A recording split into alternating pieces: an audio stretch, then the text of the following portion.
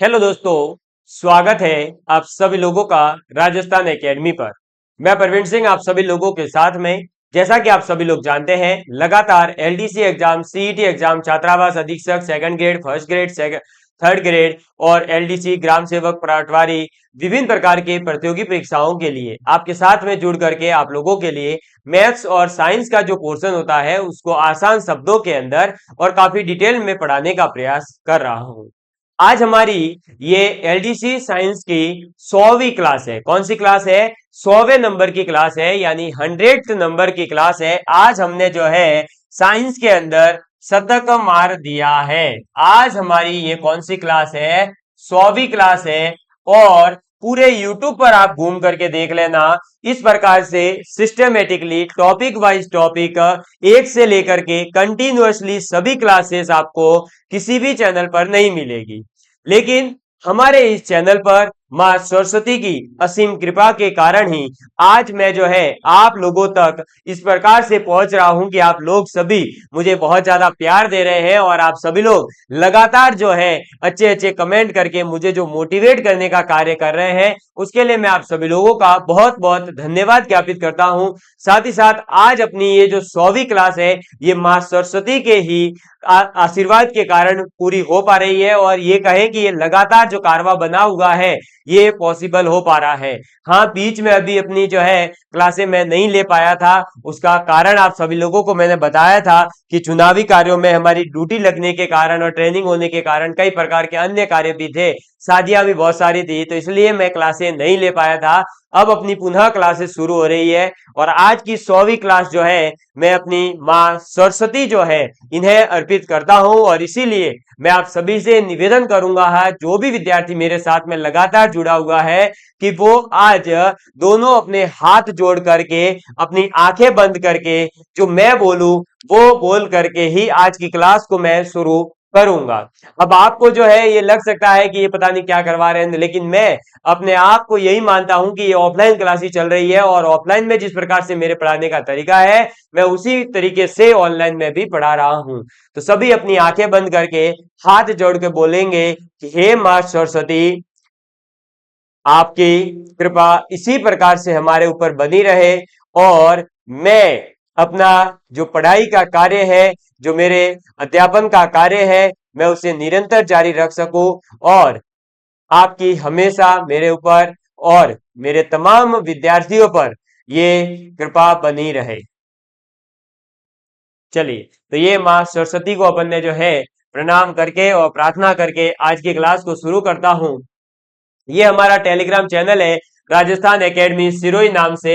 इस Telegram channel पर अभी लगभग 1800 से लगभग 1893 विद्यार्थी जुड़ चुके हैं, यानी 1900 विद्यार्थी होने वाले हैं। और जैसा कि मैंने आप लोगों को बताया था कि जैसे ही 1800 विद्यार्थी अपने कंप्लीट हो जाएंगे, इस टेलीग्राम चैनल पर मैं विभिन्न प्रकार के अलग अलग सब्जेक्ट्स के क्वेश्चन लेकर के आऊंगा, तो उस पर भी कार्य चल रहा है। और 1 तारीख से जो है आप लोगों के लिए लगातार इस पूरे के पूरे टेलीग्राम चैनल पर कंटिन्यूअसली एक फिक्स टाइम के अंदर आपके क्वेश्चंस आते रहेंगे और फिर आप उन क्वेश्चंस के आंसर देते रहिएगा। उनकी व्याख्याएं भी आप लोगों तक पहुंचाने का पूरा प्रयास किया जाएगा।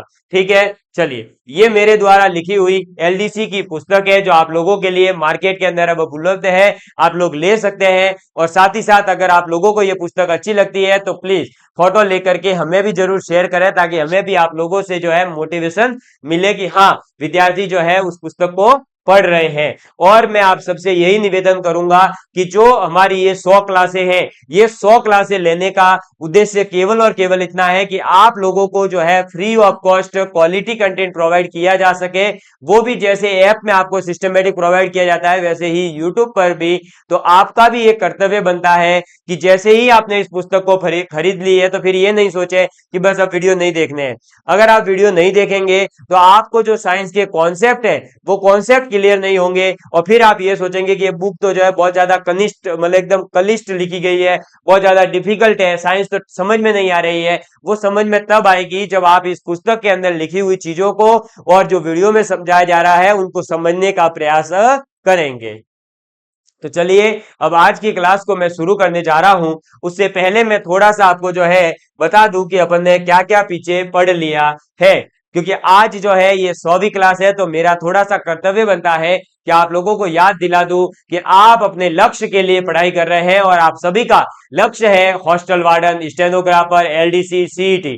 क्योंकि इन चारों ही प्रतियोगी परीक्षाओं के अंदर अगर आप साइंस का सिलेबस उठाकर देखेंगे तो लगभग सभी में सेम है। एक दो टॉपिक किसी में होंगे, किसी में नहीं होंगे, बस इतना ही फर्क है, बाकी पूरा का पूरा सिलेबस सेम है। तो आप लोगों से मेरा निवेदन रहेगा कि जो फिजिक्स वाला पोर्शन है हमारा वो कंप्लीट हो चुका है, केमिस्ट्री का जो पोर्शन है वो कंप्लीट हो चुका है, स्पेस टेक्नोलॉजी यानी जो अंतरिक्ष वाला आपके है वो भी पूरा हो चुका है, और अब हम पढ़ रहे हैं बायोलॉजी। और बायोलॉजी के अंतर्गत जो है हम आज पढ़ने वाले हैं न्यूक्लिक अम्लों के बारे में, यानी न्यूक्लियर एसिड्स के बारे में, जिसके अंदर आपके आरएनए और डीएनए आ जाते हैं। उसके बाद में अपन पढ़ेंगे प्रोटीन का संश्लेषण, और उसके बाद में अपन पढ़ेंगे गुण अपने लिंग का जो लिंग निर्धारण होता है मनुष्य के अंदर, उसके बारे में। और उसके बाद आपके ये बायोलॉजी वाला पोर्शन भी जो है कंप्लीट हो जाएगा, और फिर अपन एनवायरमेंट और बायोटेक्नोलॉजी वाला जो पोर्शन है उसको पढ़ेंगे। तो मैं आपसे निवेदन करूंगा कि आप पहली क्लास से देखते हुए आएंगे तो आपको पढ़ने में भी आसानी होगी, समझने में आसानी होगी, और जो डिफिकल्ट टॉपिक है उनको मैंने पहले पढ़ाया है ताकि आप लोगों को जो है जो डिफिकल्टी लगती है वो जल्दी जल्दी पूरा हो जाए। बाद में जो अभी जो पोर्शन चल रहा है ये तो रट्टा मारने वाला है, तो आपको रट्टा ही मारना पड़ेगा। इसके अंदर मैं भी कुछ नहीं कर सकता और आप भी कुछ नहीं कर सकते। तो अब आप सभी लोग अपनी कॉपी के अंदर हेडिंग डालेंगे न्यूक्लिक एसिड। किसके बारे में पढ़ने जा रहे हैं अपन? न्यूक्लिक एसिड यानी न्यूक्लिक अम्ल के बारे में पढ़ेंगे। तो न्यूक्लिक अम्ल, अब ये जो न्यूक्लिक अम्ल है ये होते क्या है और इनके बारे में पूरी डिटेल पहले जानेंगे, फिर इनके प्रकार जो है जो विशेष है आप लोगों के लिए आरएनए और डीएनए उनकी बात करेंगे।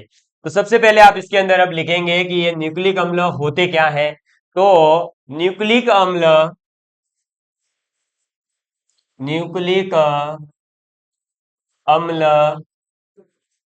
क्या है? तो ये एक लंबी श्रृंखला वाले, क्या? न्यूक्लिक अम्ल लंबी श्रृंखला वाले, लंबी श्रृंखला वाले बहुलक यानी कि पॉलीमर, बहुलक अणु होते हैं। और बहुलक क्या होते हैं इसके बारे में अपन पहले ही जो है पढ़ चुके हैं, ठीक है। तो न्यूक्लिक अम्ल क्या है? एक लंबी श्रृंखला वाले बहुलक अणु होते हैं। और यही एक सिंपल सा क्वेश्चन पूछा गया है कि न्यूक्लिक अम्ल होते हैं, और वहां ऑप्शन दे दिया गया था अणु, परमाणु, बहुलक, या फिर जो है और भी कोई चौथा ऑप्शन दे देंगे। इस प्रकार का एक क्वेश्चन आ चुका है। तो आपको ध्यान रखना है कि न्यूक्लिक अम्ल बहुलक होते हैं, और ये बहुलक है तो सीधी सी बात है कि इनका कोई ना कोई एकलक तो होगा ही, यानी मोनोमर। तो जो इनका एकलक होता है वो एकलक कहलाते हैं न्यूक्लियोटाइड्स। क्या कहलाते हैं?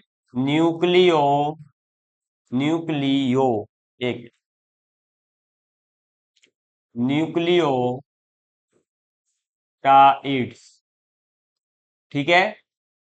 तो आपसे अगर पूछा जाए कि न्यूक्लिक अम्ल के एकलक या मोनोमर को क्या कहलाता है, तो न्यूक्लियोटाइड्स कहलाता है। और इसीलिए न्यूक्लिक अम्ल को पॉली न्यूक्लियोटाइड्स भी कहा जाता है। तो इसे पॉली न्यूक्लियोटाइड्स, न्यूक्लियोटाइड्स, न्यूक्लियोटाइड्स भी कहते हैं, ठीक है। इसे पॉली न्यूक्लियोटाइड्स भी कहते हैं। इसकी खोज जो है वो कब हुई थी? तो इसकी खोज की गई थी 1869 के अंदर, यानी 1869 में। और इसकी जो खोज का श्रेय जाता है वो फेडरिक मिसर ने की थी। किसने की थी? फेडरिक, फेडरिक मिसर ने, ठीक है। तो ये बात आपको याद रखनी है कि जो न्यूक्लियोटाइड्स है, न्यूक्लिक अम्ल है, वो एक बहुलक अणु होते हैं। इनके जो मोनोमर होता है, एकलक होता है, उसे अपन न्यूक्लियोटाइड्स कहते हैं। और न्यूक्लिक अम्लों को अपन पॉलीन्यूक्लियोटाइड्स भी कहते हैं। और इनकी जो खोज की गई थी वो 1869 के अंदर फ्रेडरिक मीसर नामक वैज्ञानिक ने करी थी। फिर जब हमारा देश आजाद हो रहा था 1947 में, उससे जस्ट 3 साल पहले, कितने, 3 साल पहले 1944 के अंदर, 1944 में एवरी, ये लिख लेंगे आप लाइन, अब ये सीधे सीधे याद रखने वाली बात है, ठीक है। एवरी था, एक हमारे वैज्ञानिक थे मैकलाउंड, क्या नाम है, मैकलाउंड, ठीक है। एवरी, मैकलाउंड एवं मैकार्टा, एवं मैकार्टा, ठीक है। तो एवरी, मैकलाउंड एवं मैकार्टा, नहीं मैकार्टी कर दो, मैकार्टी ने जो है सिद्ध किया था, इन्होंने क्या सिद्ध किया, ने सिद्ध किया यानी प्रूव किया, सिद्ध किया कि, इन्होंने ये सिद्ध किया था कि जो न्यूक्लिक अम्ल है, वो न्यूक्लिक अम्ल ही आपके आनुवंशिक पदार्थ होते हैं, यानी जेनेटिक मटेरियल होते हैं। तो 1944 में एवरी, मैकलाउंड एवं मैकार्टी ने सिद्ध किया कि न्यूक्लिक अम्ल, न्यूक्लिक अम्ल, न्यूक्लिक अम्ल ही आनुवंशिक, आनुवंशिक पदार्थ है। ये क्या है, आनुवंशिक पदार्थ है। ये किसने सिद्ध किया था, तो एवरी, मैकलाउंड और मैकार्टी नामक 3 वैज्ञानिक थे। इन्होंने 1944 के अंदर ये प्रूव किया था कि जो हमारे पास में ये जो न्यूक्लिक अम्ल है, जिनकी अपन आगे बात करेंगे, आरएनए और डीएनए, यही आपके क्या है, आनुवंशिक पदार्थ है, जेनेटिक मटेरियल है। तो आप इसको एक बार नोट डाउन कर लीजिए, फिर अपन आगे बात करते हैं, ठीक है। चलिए जल्दी से, चलिए इसके बाद में आगे बात करते हैं अब। तो न्यूक्लिक अम्ल जो होते हैं, न्यूक्लिक एसिड जो होते हैं, इनके प्रकारों की, तो आप लिखेंगे न्यूक्लिक अम्ल, न्यूक्लिक अम्ल। और ये जो न्यूक्लिक अम्ल होते हैं, ये बेसिकली 2 प्रकार के होते हैं। न्यूक्लिक अम्ल कितने प्रकार के होते हैं, तो न्यूक्लिक अम्ल 2 प्रकार के होते हैं। एक तो आपके होते हैं डीएनए, क्या होते हैं, डीएनए, और दूसरे होते हैं आरएनए, ठीक है। तो न्यूक्लिक अम्ल 2 प्रकार के होते हैं, डीएनए एवं आरएनए, ठीक। अब हम बात करेंगे पहले डीएनए के बारे में, यानी डीऑक्सी न्यूक्लिक अम्ल के बारे में, और उसके बाद में राइबो न्यूक्लिक एसिड के बारे में बात करेंगे। तो आप लोगों को अब जो है पहले ये समझना होगा कि डीएनए क्या होते हैं और डीएनए का पूरा स्ट्रक्चर वगैरह क्या है। तो अब आप हेडिंग डालिए पहली, डीएनए। और पहले ही बता दूं कि ये डीएनए और आरएनए एक इंपॉर्टेंट टॉपिक है, क्योंकि इससे जो है जरूरी नहीं है कि एलडीसी एग्जाम के सिलेबस में दे रखा है इसलिए एलडीसी में ही पूछे। आप कोई भी कंपटीशन देंगे, चाहे एसएससी दीजिए, चाहे आप जो है राजस्थान का कोई कंपटीशन दीजिए, चाहे आप यूपीएससी का दीजिए, चाहे किसी भी अदर स्टेट से भी आप तैयारी कर रहे हैं, तो भी आपको साइंस के अंदर तो जो है इससे रिलेटेड क्वेश्चन 100% देखने को मिल ही जाता है। अब डीएनए की सबसे पहले फुल फॉर्म पता होनी चाहिए। तो डीएनए यानी कि डी का मतलब तो होता है इसमें डीऑक्सी, क्या होता है, डीऑक्सी, और एन का मतलब होता है न्यूक्लिक एसिड, और जो आपका ये ए है, इसका मतलब हो जाएगा एसिड, और डी का मतलब हो जाएगा डीऑक्सी राइबो, और एन का मतलब हो जाएगा न्यूक्लिक। तो फुल फॉर्म हो जाती है डीऑक्सी राइबो न्यूक्लिक एसिड। तो आप लिखेंगे डीऑक्सी राइबो न्यूक्लिक अम्ल, यानी एसिड, ठीक है। ये भी कई बार पूछी गई है, ये याद होना चाहिए। अब इसमें लिखेंगे ये कहां पर उपस्थित होती है, तो बेसिकली ये जो कोशिकाएं होती है, सेल्स जो होती है, उन कोशिका के केंद्र में उपस्थित होती है, कोशिका के केंद्र में उपस्थित होता है या उपस्थित। ठीक है, तो ये जो हमारा डीएनए है ये कहां पर होगा, ये भी कई बार पूछा गया है। तो ये कोशिका का जो केंद्र होता है उस केंद्र के अंदर उपस्थित होता है। इसके बाद आगे लिखेंगे इसकी कुछ मात्रा, ये एक इंपॉर्टेंट पॉइंट है, इसकी कुछ मात्रा यानी थोड़ी सी मात्रा इसकी। ठीक है, तो इसकी कुछ मात्रा केंद्रक यानी कि सेंट्रोइड, केंद्रक के अतिरिक्त केंद्रक के अतिरिक्त जो माइटोकॉन्ड्रिया होता है जिसे अपन ऊर्जा ग्रह कहते हैं, उस माइटोकॉन्ड्रिया, कोशिका का ऊर्जा ग्रह कहा जाता है माइटोकॉन्ड्रिया को। ठीक है, तो आप लिखेंगे कि इसकी कुछ मात्रा केंद्रक के अतिरिक्त माइटोकॉन्ड्रिया तथा इसके अलावा जो हरित लवक होता है यानी क्लोरोप्लास्ट, क्लोरोप्लास्ट क्लोरोप्लास्ट को आप क्या कहेंगे, हरित लवक कहते हैं। ठीक है, हरित लवक। तो माइटोकॉन्ड्रिया तथा क्लोरोप्लास्ट में भी पाई जाती है। समझ में आ गई बात, ये बात आपको याद रखनी है। इसके बाद में याद रखेंगे कि यह लक्षणों या गुणों यानी कैरेक्टर या प्रॉपर्टीज, ठीक है, तो यह गुणों या लक्षणों को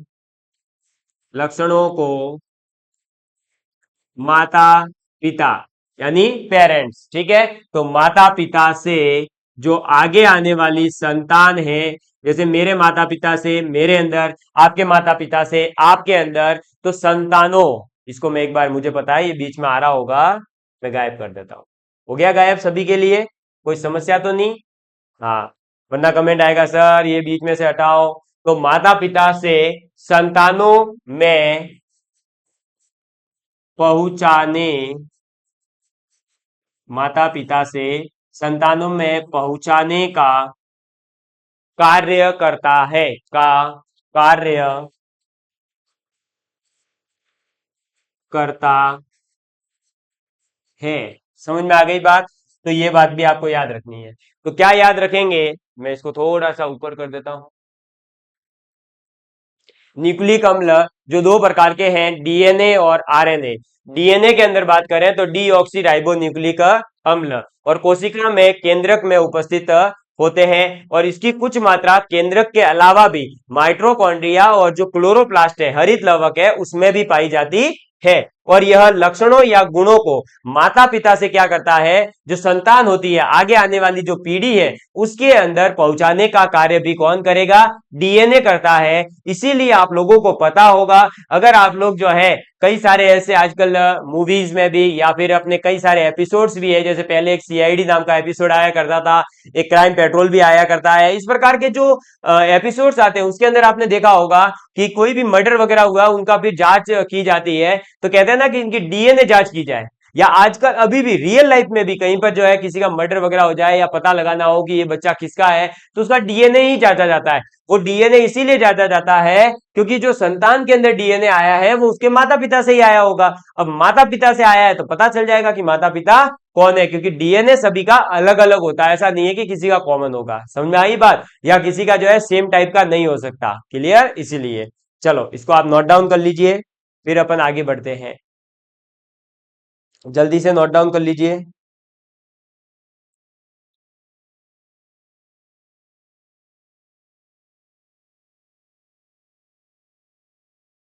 ठीक है, चलिए अब अपन आगे बात करते हैं डीएनए की जो संरचना है उसके बारे में, क्योंकि अक्सर क्वेश्चन यहीं से आ रहा है। तो डीएनए की संरचना यानी स्ट्रक्चर ऑफ डीएनए।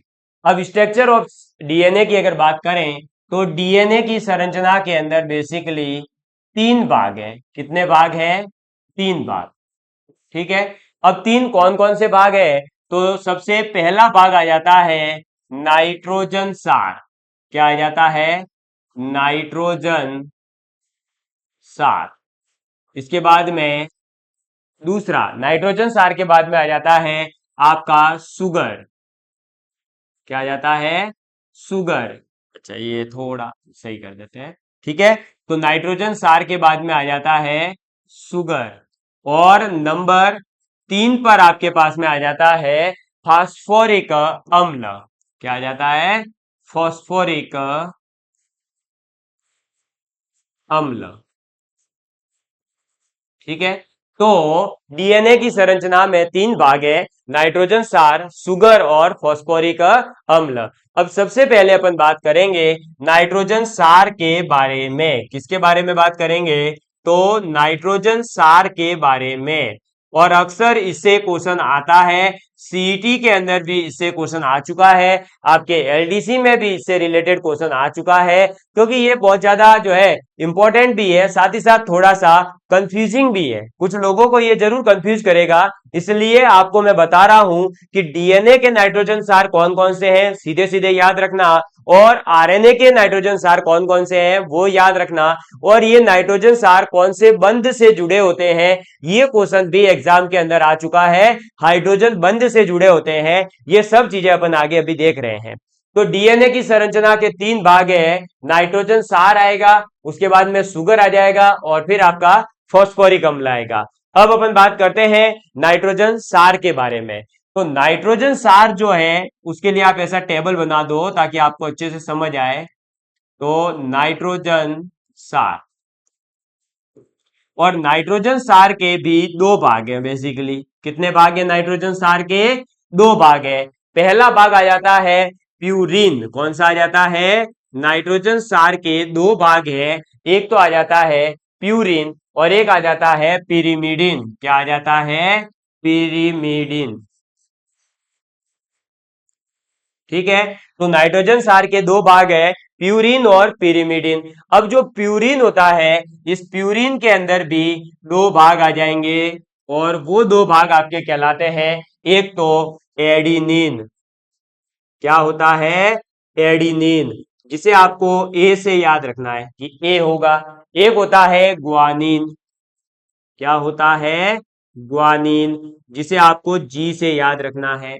ऐसे ही जो पिरिमिडिन है, इसके भी दो भाग हैं, एक होता है साइटोसिन और एक होता है थाइमिन। ठीक है।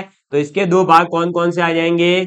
एक तो आ जाएगा साइटोसिन, ठीक है, जिसे आप सी से रिप्रेजेंट करेंगे। तो ये तो आ गया साइटोसिन। फिर एक आ जाएगा आपका थाइमिन, और थाइमिन को अपन टी से रिप्रेजेंट करते हैं। मैं थोड़ा सा इसको इस तरफ शिफ्ट कर देता हूं। ठीक है। अब क्लियर?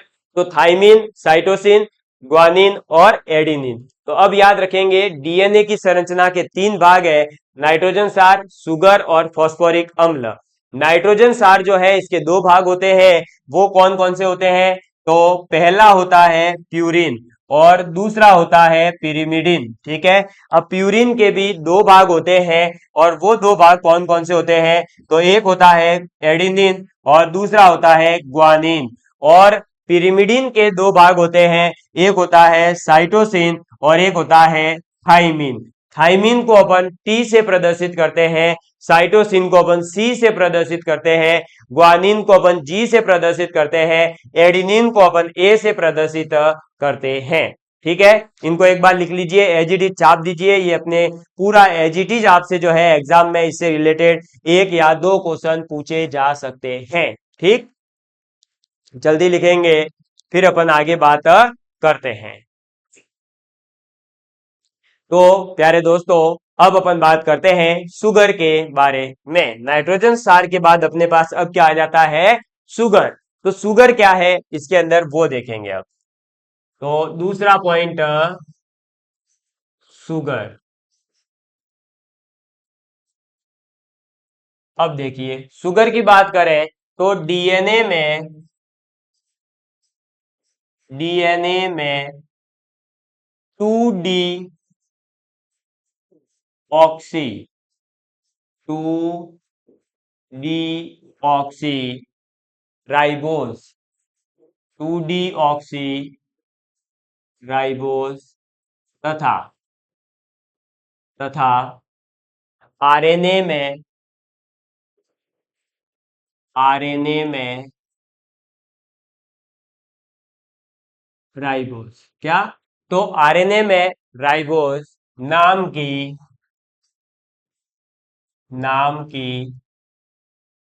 5 कार्बन शुगर होती है। शुगर होती है, ठीक है। तो शुगर जो है वो डीएनए के अंदर तो 2D ऑक्सी राइबोज और आरएनए में राइबोज नाम की 5 कार्बन की शुगर होती है।